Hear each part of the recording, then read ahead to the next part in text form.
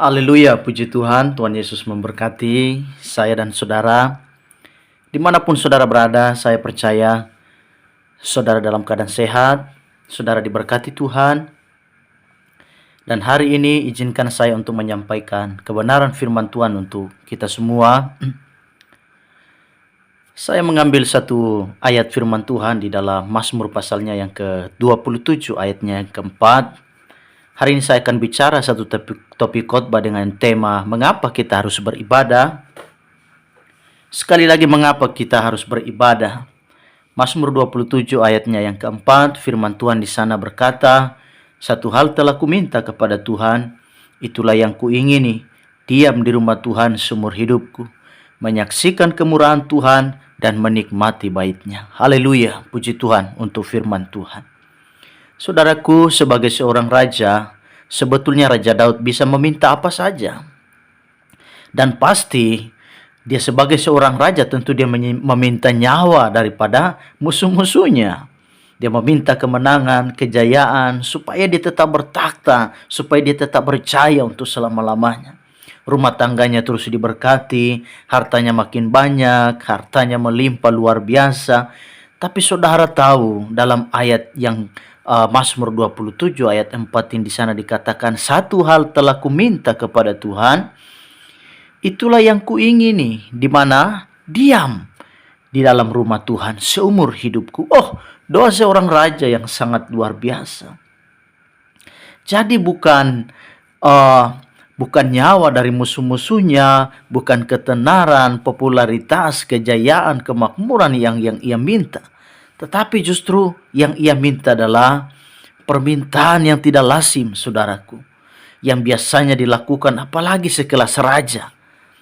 Daud berkata, "Satu hal yang telah kuminta, supaya dia diam dalam rumah Tuhan sepanjang hidupnya, seumur hidupnya." Dalam Mazmur pasal 122 ayatnya yang pertama, di sana juga Daud mengungkapkan satu kalimat yang sangat luar biasa. Di sana dikatakan, Mazmur 122 ayat 1, "Nyanyian siara Daud, aku bersuka cita ketika dikatakan orang kepadaku, mari kita pergi ke rumah Tuhan." Oh, luar biasa. Satu hal yang sangat luar biasa bagi seorang Raja Daud adalah ketika ada orang mengajak dia pergi ke bait Allah, pergi ke rumah Tuhan, atau kita sekarang ini pergi ke gereja untuk beribadah dan mencari wajah Tuhan. Wah, luar biasa. Adakah saya dan saudara seperti Daud yang ketika diajak pergi ke gereja, diajak pergi ke rumah Tuhan, kita berkata senang, kita berkata puji Tuhan, kita berkata dalam hati kita berkata bahwa tidak cukup aku hanya hari Minggu saja untuk jumpa Tuhan. Aku mau setiap saat, aku mau setiap waktu untuk ketemu dengan Tuhan. Banyak kali kan orang Kristen adalah Kristen setahun sekali. Dia seperti Kristen ya, saya ibaratkan seperti Kristen kura-kura yang dia muncul begitu lama sekali di permukaan air, mengangkat kepalanya, menarik nafas, kemudian dia tenggelam lagi, dia kemudian masuk ke dalam air lagi, dan lama lagi kemudian dia muncul lagi. Ada juga yang Kristen kapal selam, ada saat-saat di mana muncul ke permukaan lalu dia tenggelam lagi. Ada juga Kristen yang tahunan, 1 tahun sekali menjelang Natal dan Tahun Baru, atau menjelang Paskah lalu dia pergi ke gereja. Wah, ini sangat memprihatinkan kalau kekristenan model seperti ini. Tapi Raja Daud dia sangat sukacita ketika ada orang mengajak dia pergi ke bait Allah. Jadi saya dan saudara harus miliki sikap hati seperti Daud. Kadang juga ada orang yang datang ke gereja tanpa persiapan hati. Mereka menganggap ibadah itu sangat membosankan. Ibadah itu harus menyenangkan dirinya, menyenangkan perasaannya. Seorang pemimpin pujian haruslah pujiannya yang semangat, kesaksian yang bagus, khotbahnya juga pun harus bagus. Sebab jika sang diriku tidak dipuaskan, maka tahu sendiri akibatnya. Maka aku tidak akan lagi datang ke gereja. Jadi ibadah menjadi semacam tontonan, bukan lagi menjadi semacam tuntunan. Saudaraku, perhatikan, ibadah itu adalah tuntunan, bukan tontonan.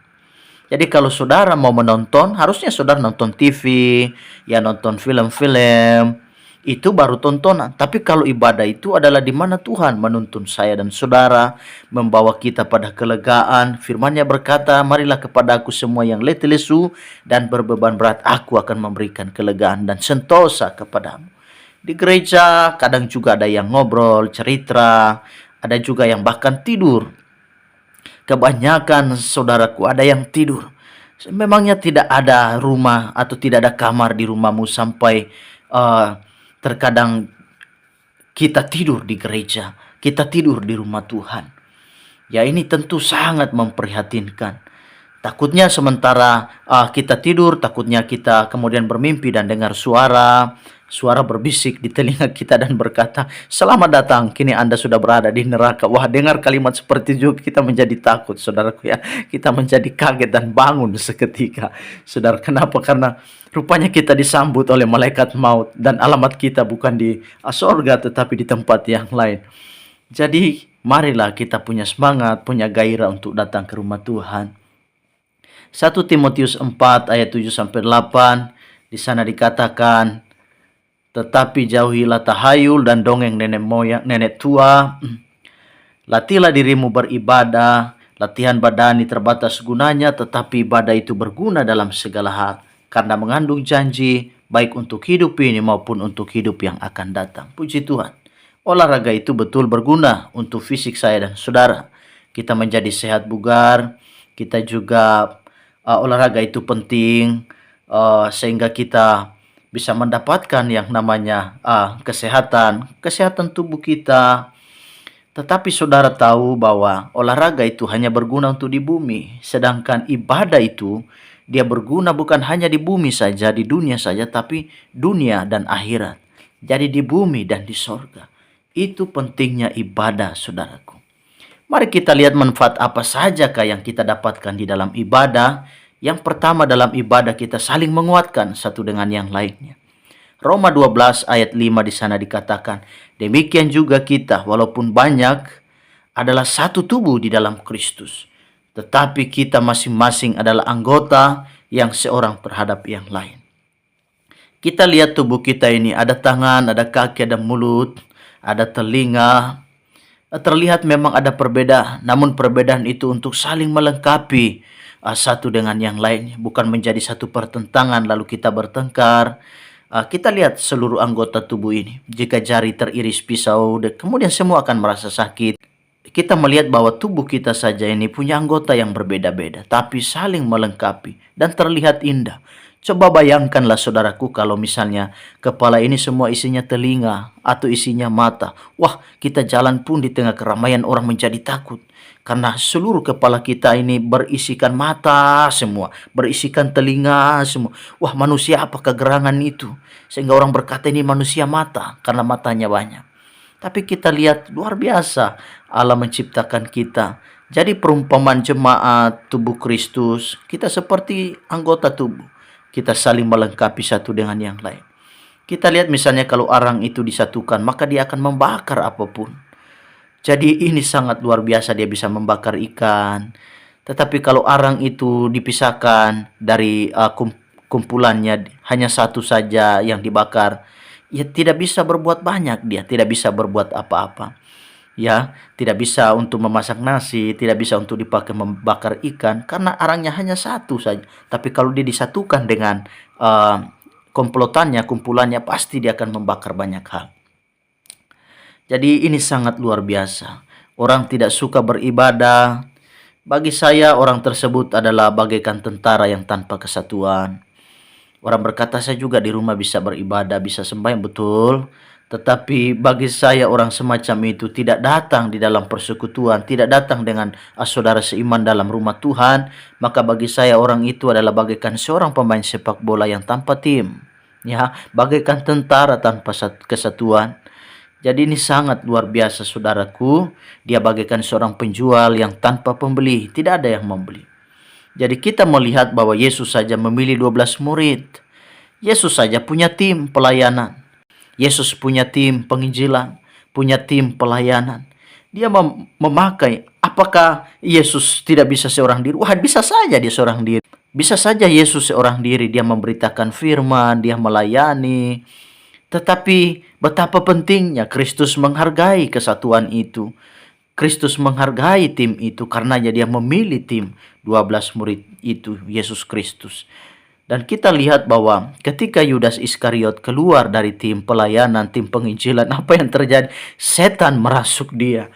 Jadi saudaraku, jangan sekali-sekali saudara keluar dari komplotan saudara seiman, apalagi sudah terlibat pelayanan, terlibat dalam pekerjaan Tuhan. Wah, jangan coba-coba saudara, karena setan lebih gampang menyerang kita saat kita seorang diri, saat kita tidak punya tim. Nah, oleh sebab itu kita belajar yang pertama dalam ibadah kita saling menguatkan satu dengan yang lainnya. Dalam ibadah kita bukan hanya bertepuk tangan, dengar firman, dengar khotbah, kita menyanyi, tetapi di sana juga kita bisa saling menguatkan satu dengan yang lainnya. Ada kawan-kawan seiman yang kita bisa dekati, tanya keadaannya bagaimana, dan kita saling memberikan kekuatan di sana. Yang kedua, apa yang kita dapatkan di dalam ibadah, saudaraku? Jadi manfaat yang pertama adalah kita saling menguatkan. Yang kedua, manfaatnya adalah dalam ibadah kita bisa menempatkan diri kita pada posisi atau komunitas yang benar. 1 Korintus 15 ayat 33, janganlah kamu sesat, pergaulan yang buruk merusakkan kebiasaan yang baik. Jadi dalam ibadah kita menempatkan posisi kita di jalur yang benar, di tempat yang benar, di posisi yang baik, ya di pergaulan yang baik. Jangan kamu sesat, kata firman. Jadi kalau kita bergaul dengan pencuri, kita jadi pencuri. Bergaul dengan suka fitnah, kita jadi pemfitnah. Bergaul dengan seorang suka menipu, kita jadi penipu. Jadi pergaulan kita yang itu bisa merusakkan segala sesuatu yang baik dari kita. Jadi ibadah itu kita menempatkan diri kita pada posisi aman.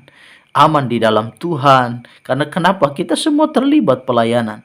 Ada hal-hal kudus, ada hal-hal yang berbau kebaikan yang diajarkan di sana, dan itu kita terima.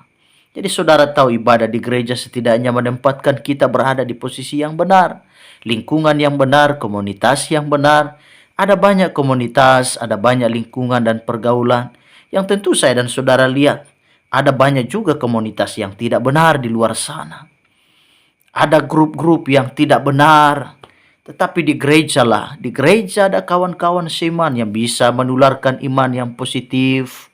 Jadi kebiasaan yang baik, kebiasaan beribadah, kebiasaan mencari Tuhan. Dari tidak tahu melayani jadi bisa melayani. Dari pelit menjadi suka memberi. Dari tidak tahu berdoa sekarang sudah bisa berdoa. Dari tidak tahu memimpin pujian sekarang bisa memimpin pujian. Dan yang terakhir, yang ketiga, manfaat apa yang kita bisa dapatkan di dalam gereja? Di dalam gereja, saudaraku, di dalam ibadah, manfaat apa yang kita dapatkan dalam ibadah? Yang terakhir, yang ketiga, dalam ibadah, saya dan saudara adalah kesempatan di mana kita saling memberi. Kita bisa memberi kepada Tuhan, kita bisa memberi kepada pekerjaan Tuhan. Di dalam Ulangan pasal 16 ayat 16, di sana firman Allah berbunyi, 3 kali setahun setiap orang laki-laki di antaramu harus menghadap hadirat Tuhan Allahmu ke tempat yang akan dipilihnya, yakni pada hari raya roti tidak beragi, pada hari raya 7 minggu, dan pada hari raya pondok daun. Janganlah ia menghadap hadirat Tuhan dengan tangan hampa. Perhatikan kalimat janganlah hendaknya ia menghadap Tuhan dengan tangan hampa. Kita datang ke gereja bukan karena pribadi kita yang senang, tetapi yang terpenting itu adalah Tuhan yang senang. Tuhan disenangkan lewat apa? Lewat kita memberi. Kita menopang pekerjaan Tuhan. Kita juga bisa bersyukur dengan berkat yang Tuhan telah berikan kepada kita, sehingga kita bisa memberikan itu juga ke gereja. Kita menyumbang ke gereja, kita mengembalikan milik Tuhan, persepuluhan yang adalah milik Tuhan. Jadi di dalam ibadah, saya dan saudara, kita punya kesempatan untuk memberi. Kita dilatih untuk memberi. Bangsa Israel punya aturan bahwa 3 kali dalam setahun mereka harus pergi kemana? Ke Yerusalem, ke bait Allah. Mereka kemudian ke sana untuk membawa persembahan. Jadi ini sangat penting bagi saya dan saudara untuk terus beribadah, tetap beribadah kepada Tuhan. Ibrani 13 ayat 15 berkata, sebab itu marilah kita oleh Dia senantiasa mempersembahkan korban syukur kepada Allah, yaitu ucapan bibir yang memuliakan namanya. Yang Tuhan inginkan tidak harus persembahan uang, tetapi ada juga persembahan syukur lewat kata-kata dan ucapan bibir kita. Dalam ibadah kita bersyukur. Di dalam ibadah kita bisa menyatakan bagaimana luar biasa dan kehebatan Tuhan. Kita berkata bahwa Tuhan itu terlalu baik. Tuhan itu luar biasa. Kita datang ke gereja bukan mencari sesuatu, tetapi kita memberikan sesuatu. Namanya juga berbakti. Berbakti berarti dari kalimat berbakti kita mengabdikan diri kepada Tuhan. Kita tahu ada abdi negara, ada PNS, pegawai negeri, mereka mengabdi pada pemerintah, pada negara. Tetapi kita ketika melayani Tuhan, kita mengabdi kepada Tuhan. Jadi sebetulnya kita melayani Tuhan hanya bayar hutang kasih sayang Tuhan kepada kita. Kita ada sampai hari ini semua karena kasih Tuhan. Jadi patutlah, selayaknya lah, sepantasnya lah, haleluya, kita melayani Dia. Jadi kita beribadah, kita jangan mengharapkan sesuatu dari gereja untuk kita. Oh jangan, kita hanya bayar hutang, balas budi baiknya Tuhan kepada kita. Jadi luar biasa ini saudaraku ya. Seorang mantan Presiden Amerika Serikat yang bernama John F. Kennedy, dia pernah berkata satu kalimat indah begini, jangan tanyakan apa yang negara ini berikan kepadamu, tapi tanyakan apa yang telah kamu berikan kepada negara. Sekali lagi, jangan tanyakan apa yang bisa negara berikan kepadamu, tetapi tanyakan apa yang telah kamu berikan kepada negara. Jadi seperti saya dan saudara melayani Tuhan, jangan mengharapkan berkat saja dari Tuhan. Betul, Dia akan memberkati kita. Jangan mengharapkan sesuatu dari gereja, tapi tanyakan pada dirimu, apakah yang bisa saya berikan untuk gereja? Apakah yang bisa saya berikan untuk pekerjaan Tuhan? Karena Tuhan sudah menolong saya. Tuhan sudah memberkati hidupku.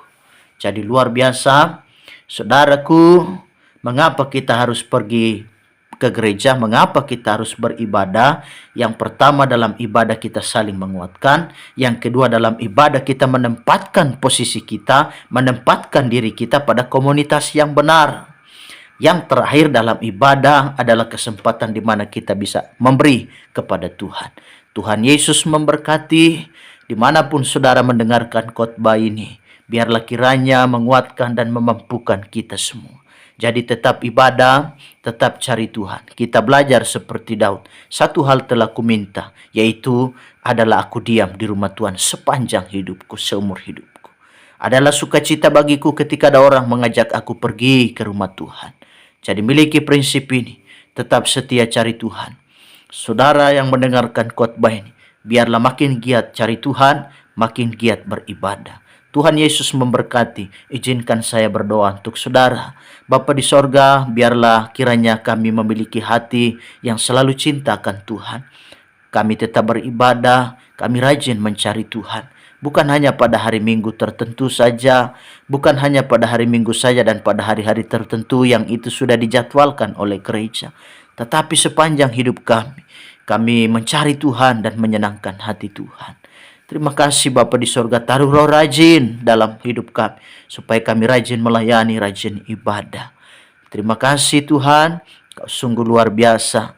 Biarlah firman-Mu menjadi pelita pada kaki dan terang pada jalanku. Firman-Mu menerangi setiap langkah hidup kami. Di dalam nama Tuhan Yesus kami terima firman-Mu, kami mengucap syukur. Haleluya, haleluya, amin. Tuhan Yesus memberkati saudaraku. Tetap kuat, tetap setia beribadah. Haleluya. Tuhan memberkati kita semua.